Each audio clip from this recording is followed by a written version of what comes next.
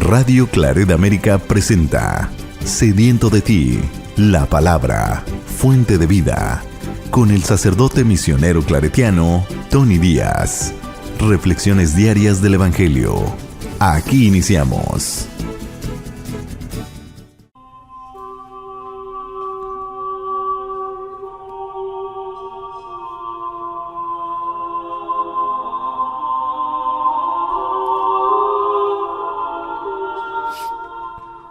Bienvenidos hermanos a nuestras reflexiones bíblicas de las lecturas del día. Hoy es martes de la tercera semana del tiempo ordinario.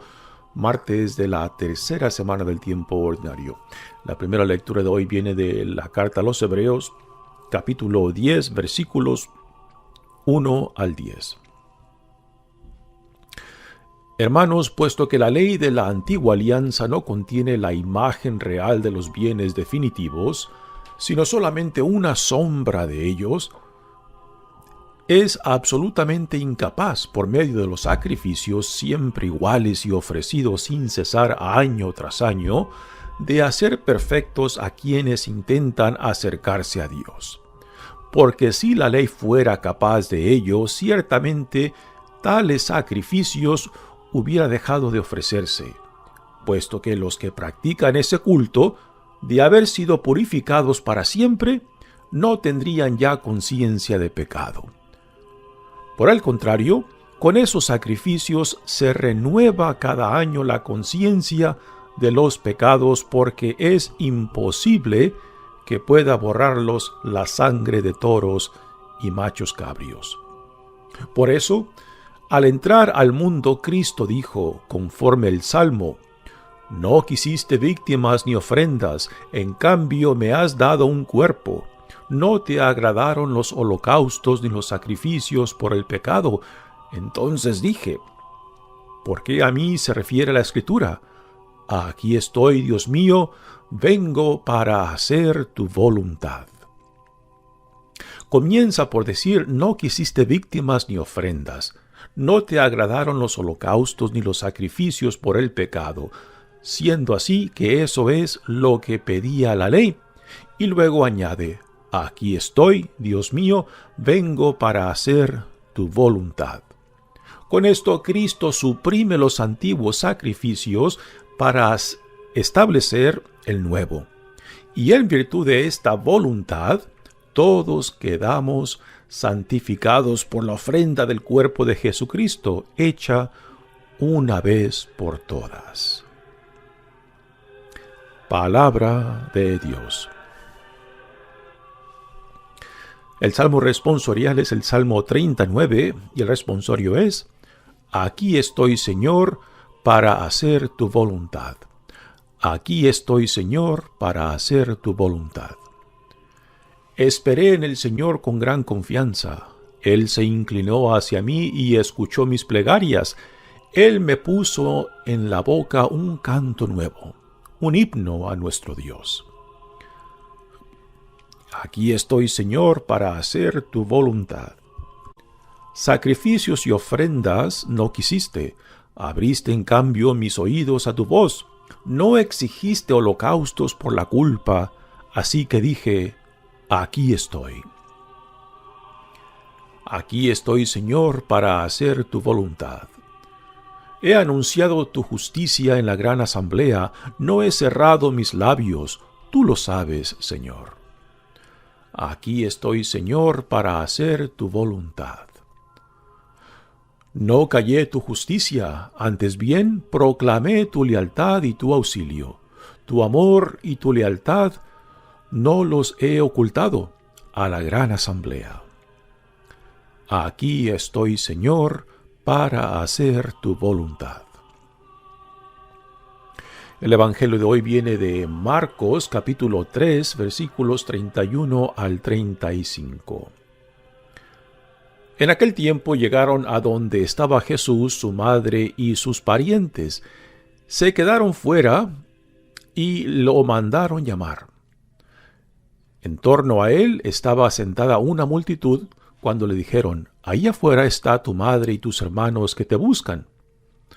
Él les respondió: «¿Quién es mi madre y quiénes son mis hermanos?».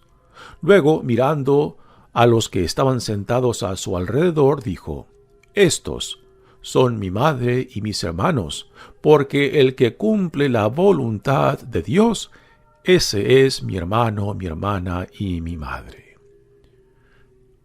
Palabra del Señor. Muy bien, damos comienzo a nuestra reflexión de las lecturas de hoy. Continuamos leyendo la carta a los Hebreos. Y para esta lectura me gustaría compartir un comentario que viene de la Biblia para formadores de Latinoamérica.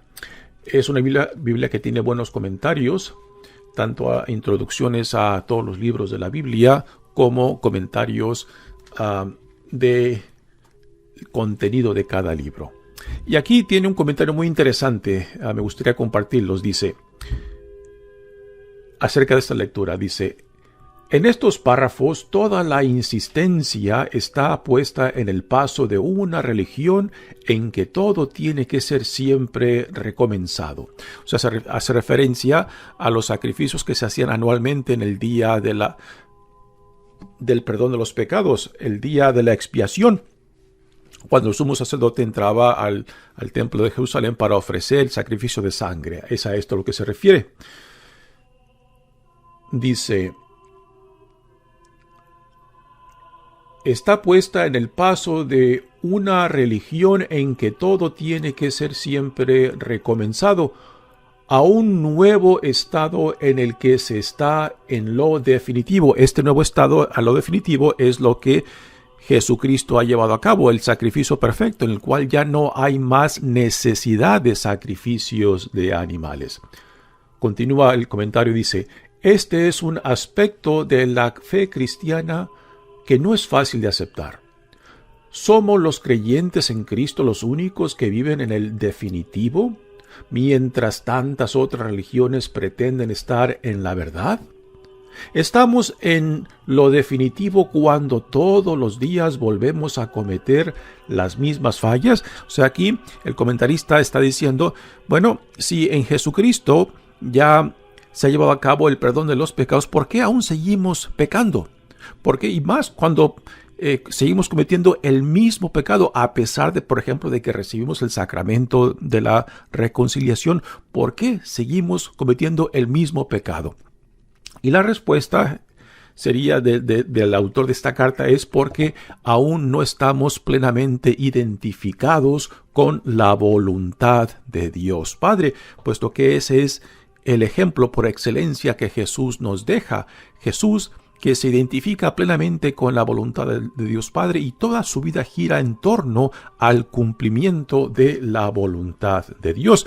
Y el pecado habita en nosotros cuando nos desviamos, cuando rechazamos o cuando nos rebelamos en contra de la voluntad de Dios Padre. Continúa el comentario diciendo: estamos en el definitivo cuando el testimonio cristiano en el mundo está tan lejos de convencer.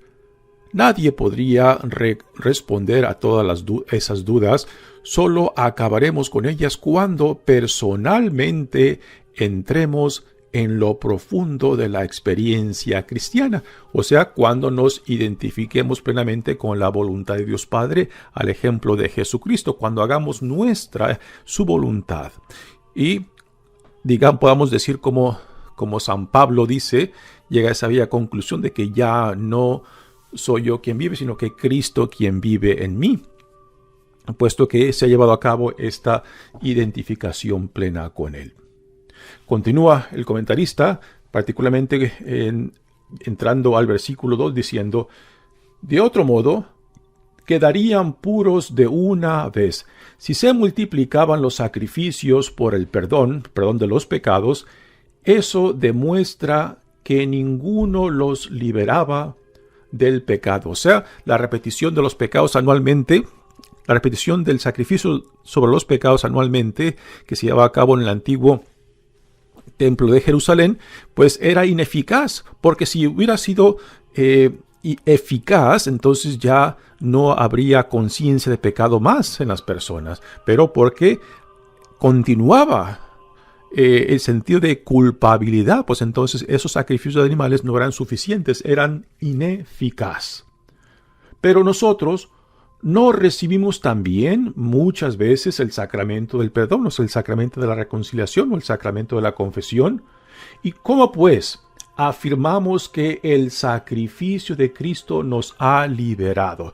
Pues esto es lo que profesamos, que en Jesucristo hemos sido perdonados, pero ¿por qué aún seguimos pecando? Y todavía los mismos pecados, ¿por qué los seguimos repitiendo? Esa es la pregunta que el comentarista hace. Continúa, hay que decir que todos los sacramentos que recibimos y también el perdón recibido en la Iglesia no son más que la aplicación en el momento presente de lo que se hizo de una vez para siempre. En algún sentido, el bautismo ya lo tiene todo en Jesús. Juan, el autor de la primera carta, no vacila en decir que el que está en Cristo no peca. Comete el pecado que conduce a no comete el pecado que conduce a la muerte. Solamente los pecados que producen una ruptura total con Cristo y con nuestros compromisos, lo que sería tirar a la basura nuestro ideal, son los que nos hacen volver a nuestra antigua situación de muerte. No vayamos, pues, a pensar que un cristiano pasa continuamente del pecado mortal a la gracia. Es un comentario interesante porque trata de responder a la pregunta si en Cristo hemos sido perdonados, ¿por qué aún según continuamos en el pecado? Y repito, la respuesta de este autor de la carta a los Hebreos es muy sencilla, puesto que continuamos pecando porque aún no estamos totalmente identificados. Y los sacrificios de animales no eran suficientes, porque si lo fueran, la carga de conciencia por los pecados continuos no estuviera ahí. Ahora, ¿qué es lo que Jesús nos modela en sí mismo? Y aquí en realidad el autor de esta carta, cuando cita el Salmo número 39, que también es el Salmo responsorial, nos da la clave en cómo hemos de llegar a esa realidad de existencia en la cual nos podemos encontrar totalmente en la gracia de Dios. Y es por medio de la identificación plena. Es por eso que aquí el autor de esta carta cita el Salmo 39 cuando dice: por eso, al entrar al mundo, Cristo dijo conforme el Salmo: no quisiste víctimas ni ofrendas, en cambio me has dado un cuerpo. No te agradaron los holocaustos ni los sacrificios por el pecado. Entonces dije, porque a mí se refiere la Escritura: aquí estoy, Dios mío, vengo a hacer tu voluntad. Y aquí está la clave de qué es lo que se nos da específicamente en Jesucristo. De que nuestra salvación, nuestro perdón de los pecados, nuestra identificación plena con Dios no se lleva a cabo por sacrificios de animales o sacrificios externos que a últimas no nos compromete. Esta fue una de las críticas de Jesús a los fariseos y escribas, de que habían reducido la religión en su tiempo de solamente a prácticas externas que no transformaban a la persona desde dentro. Pero Jesús, el autor de esta carta, dice que Jesús mueve el sentido de justificación y de salvación de los sacrificios a la voluntad de Dios. O sea, no es en el hacer sacrificios externos, sino el identificarse con la voluntad de Dios, hacerla nuestra, donde se lleva a cabo la salvación y la justificación. O sea, Dios no exige sacrificios perfectos. Lo que Dios exige es obediencia. Lo que Dios exige es fidelidad. Lo que Dios desea es sumisión a su santa y divina voluntad, que es el significado de la vida de Jesús. Toda la vida de Jesús gira en torno a la fidelidad fidelidad a la voluntad del Dios Padre, a la sumisión de Él mismo a la voluntad de Dios Padre. Es ahí donde se lleva a cabo el llamado al cual Dios nos llama en Jesucristo. Así que la respuesta a la pregunta, ¿por qué aún a pesar de que Dios en Jesucristo nos ha perdonado los pecados y por qué aún continuamos pecando? ¿Por qué aún la conciencia nos acusa? Porque aún no se ha llevado a cabo la identificación nuestra con la voluntad de Dios. Y no son los sacrificios, no son las devociones, no son las obras necesarias, las obras que a última nos acercarán a Dios. Lo que nos acercará a Dios es precisamente lo que Jesús nos modela: la identificación plena con la voluntad de Dios Padre, la obediencia a esta voluntad, la sumisión a esta voluntad. Y esto es lo que el autor en esta carta a últimas nos viene diciendo. ¿Y cómo responde a esa pregunta de que si Jesús nos ha perdonado los pecados, por qué aún seguimos pecando? Entonces el llamado no es a pensar que Dios requiere más sacrificios o de que Dios requiere más obras. No, lo que Dios nos pide, a lo que Dios nos llama, es a la fidelidad, a la entrega, al compromiso, a la sumisión a su santa y divina voluntad. Repito, que es lo que Jesús, por excelencia, nos modela. Muy bien, pasemos ahora al Evangelio de hoy, que viene de Marcos. Es un evangelio muy interesante. Tenemos aquí, el contexto es de que la familia de Jesús, incluyendo a María y algunos otros parientes, vienen en busca de Jesús. En realidad, esta escena empieza en el versículo 20 de este capítulo 3, 20 y 21, se nos dice de que la familia de Jesús vinieron en busca de él para llevárselo porque pensaban que se había vuelto loco. Estas palabras solamente las encontramos en el Evangelio de Marcos, capítulo 3, versículo 21.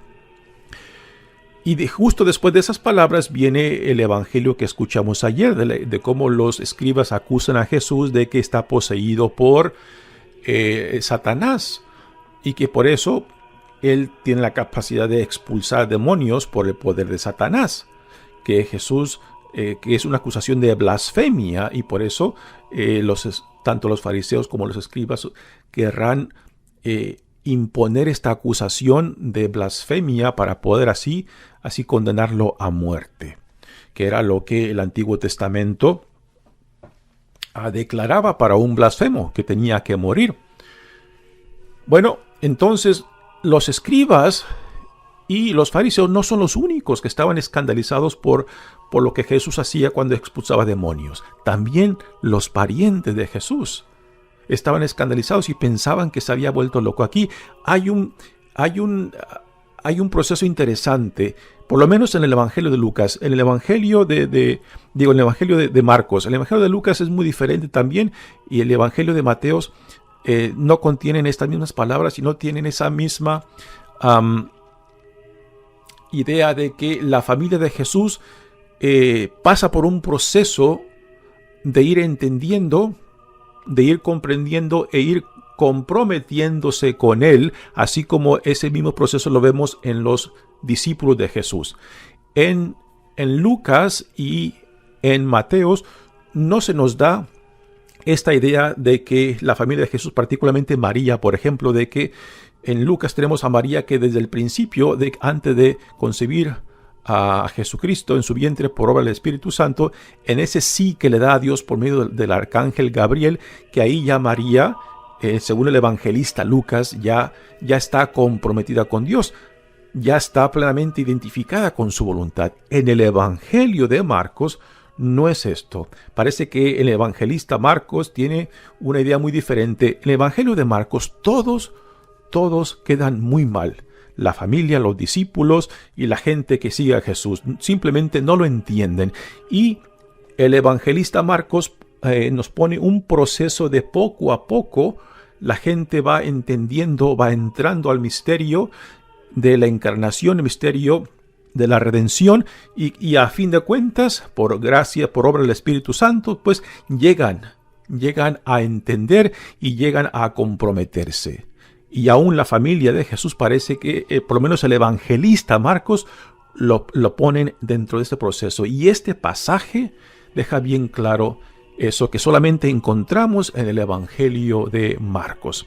Así que en el versículo 21 de este capítulo 3, la familia de Jesús va en busca de él porque piensan que se ha vuelto loco. Y se lo quieren llevar a casa para que no se meta en problemas y también no los meta en problemas a ellos. Y después viene la escena cuando a Jesús lo acusan de estar poseído por Satanás. Y después viene el evangelio que encontramos hoy.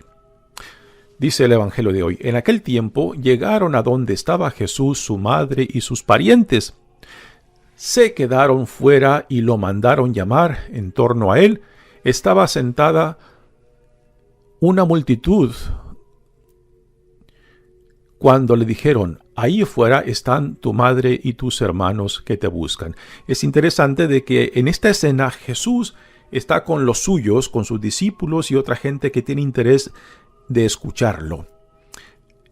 Y la familia está fuera. Esta localización de la familia que está fuera y los discípulos que están dentro, los comentaristas nos dicen que también tiene significado de que los que están dentro son los que están escuchando, los que tienen interés de seguir a Jesucristo. Los que están fuera son los que aún todavía no entienden a Jesús y cuál es su misión. Y es interesante que el evangelista Marcos pone a la familia fuera.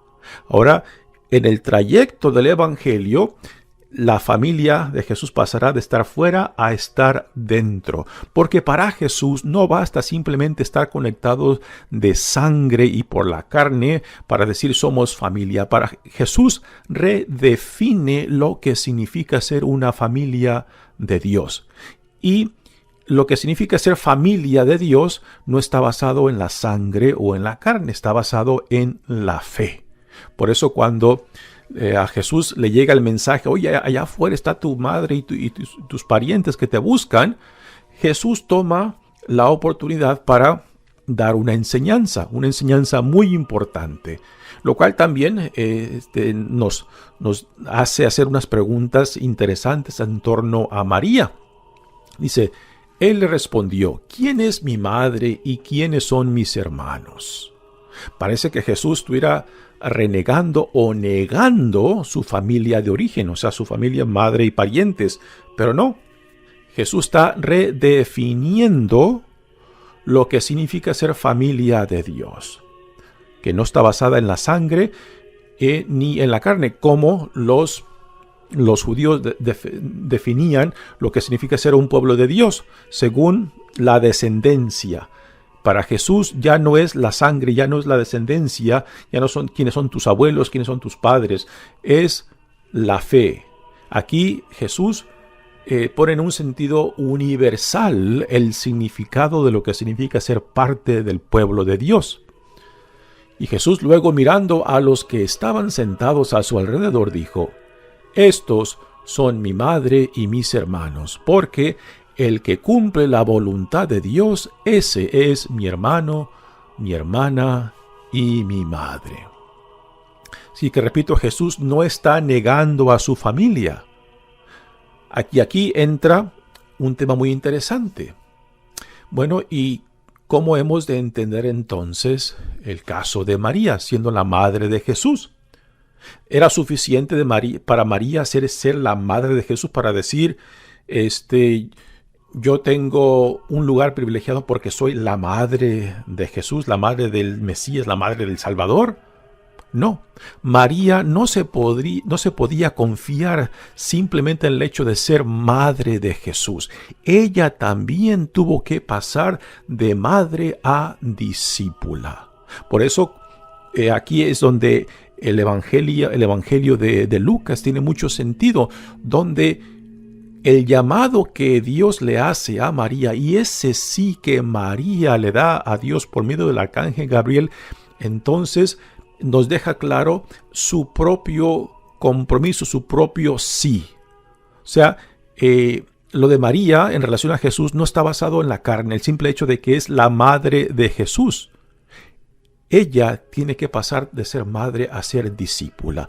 Y es ahí donde está la gloria de María. La gloria de María en la iglesia, el por qué María tiene un lugar privilegiado para nosotros en la iglesia católica, no es simplemente por el hecho de que es madre de Jesús o porque es virgen. Son verdades importantes de María, pero no es ahí donde reside la gloria de María en la iglesia o la importancia de María en la iglesia. La gloria de María reside en su sí, en su compromiso al llamado que Dios le hizo. Que ese sí que le dio a Dios por medio del arcángel Gabriel es un sí que tuvo que ir repitiendo día tras día. Confiara solamente en aquel que la había llamado. Y en esto, la trayectoria de María es paralela a la trayectoria de Jesús, que igualmente Jesús, él se confía a Dios Padre, aquel que lo ha enviado. Por eso el cántico que la carta de San Pablo a los filipenses, en ese cántico a Cristo, dice que siendo hijo, él no presumió ser igualado a Dios, sino que tomó la posición de un siervo que se ofrece a sí mismo y dando su vida, viviendo su vida hasta el extremo. Y ahí en ese acto no solamente de humildad, sino también de confianza y entrega a la voluntad de Dios Padre, Dios recibe en Cristo esa ofrenda de amor, no solamente amor por Dios Padre, sino amor por la humanidad. Y esa ofrenda de amor es tomada y por eso Dios lo resucita, porque ese tipo de amor, ese tipo de sumisión, ese tipo de entrega no puede ser destruido, no puede ser enterrado, porque tarde o temprano resucita. Así que tenemos aquí en esta respuesta al llamado de la familia que viene en busca a Jesús, un proceso de identificación de todos aquellos que son llamados a ser parte del reino, incluyendo la familia de Jesús. Así que, ¿cómo se entiende a María en este evangelio y cómo se entiende a la familia de Jesús en este evangelio de Marcos? Es un poco diferente a cómo se entiende en Lucas, en Mateo y Juan.